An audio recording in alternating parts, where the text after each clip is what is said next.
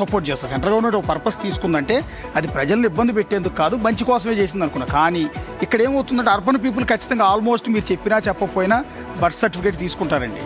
కానీ rural people, Ramadevi చెప్పినట్టు agency people కావచ్చు, రూరల్ పీపుల్ కావచ్చు, బర్త్ సర్టిఫికేట్ అంటే ఏంటో తెలియని వాళ్ళు ఉన్నారండి. ఈరోజు జాతీయ ఉపాధి హామీకి వెళ్ళే కూలీలు ఉన్నారు, వాళ్ళకి నిజంగా తెలుసా దీని గురించి?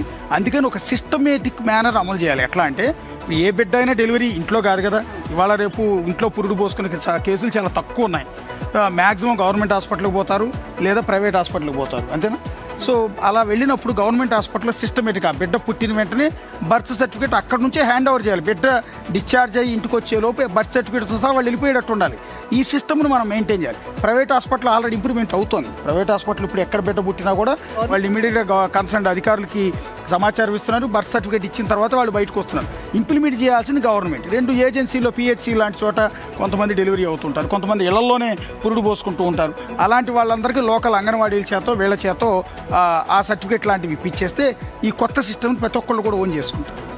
గవర్నమెంట్ హాస్పిటల్స్లో, ప్రైవేట్ హాస్పిటల్స్లో ఆల్రెడీ డెలివరీ అయిన తర్వాత బర్త్ సర్టిఫికేట్ అనేది మన దగ్గర నుంచి ఇన్ఫర్మేషన్ తీసుకొని తండ్రి పేరేంటి, తల్లి పేరేంటి, ఎక్కడ ఏంటి అన్నీ కూడా క్లియర్ కట్గా మన దగ్గర నుంచి ఇన్ఫర్మేషన్ తీసుకొని దాన్ని ఏదైతే మున్సిపల్ ఆఫీస్ ఉంటుందో అది మున్సిపాలిటీ అయితే మున్సిపాలిటీ, పంచాయతీ అయితే పంచాయతీ, దానికి పంపిస్తుంటారో ఆ తర్వాత మనం అక్కడ నుంచి original date of birth certificate other బాబు కానీ పాప కానీ వాళ్ళ నుంచి తెచ్చుకుంటాం.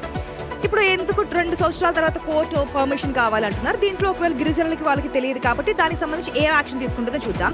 కాకపోతే కోర్ట్ అంటే దీనికి కొన్ని రూల్స్ ఉన్నాయి బర్త్ సర్టిఫికేట్కి. ఈ మధ్య కాలంలో ఆధార్తో కూడా కాకుండా మనకి వీసా కావాలన్నా, పాస్పోర్ట్స్ కావాలన్నా, ఏది కావాలన్నా ఇప్పుడు బర్త్ సర్టిఫికేట్కి లింక్అప్ చేశారు. ఖచ్చితంగా బర్త్ సర్టిఫికేట్ చూపించాల్సిందే. ఇది వరకు మనకి ఈ రూల్ ఉండేది కాదు. బర్త్ సర్టిఫికేట్ ఉన్నా లేకపోయినా పెద్ద పట్టించుకునే వాళ్ళం కాదు. కానీ ఇప్పుడు నెక్స్ట్ జనరేషన్ మన పిల్లలు ఎవరైతే ఉన్నారో వాళ్ళకి బర్త్ సర్టిఫికేట్ చాలా మ్యాండేటరీ. మీరు విదేశాలకు వెళ్ళి చదువుకోవాలన్నా లేదా ఇంకేదైనా చేయాలన్నా సరే బర్త్ సర్టిఫికేట్ మ్యాండేటరీ చేశారు. ఇక్కడ కొన్ని ఉన్నాయి. 21 రోజుల లోపు కనుక మీరు బర్త్ సర్టిఫికేట్ తీసుకోవాలంటే గ్రామ పంచాయతీకి కానీ మున్సిపాలిటీకి కానీ వెళ్ళి తీసుకోవచ్చు. అదే 21 to 30 days అయితే కనుక లేట్ ఫీజు కొంత చెల్లించి తీసుకోవచ్చు.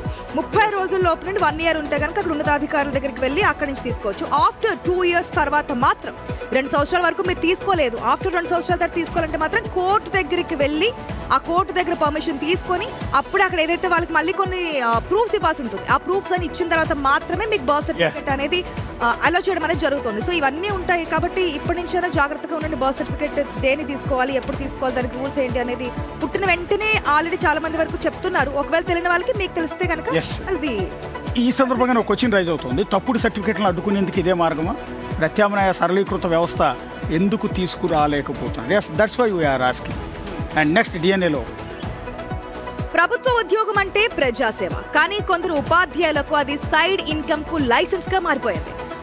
బడి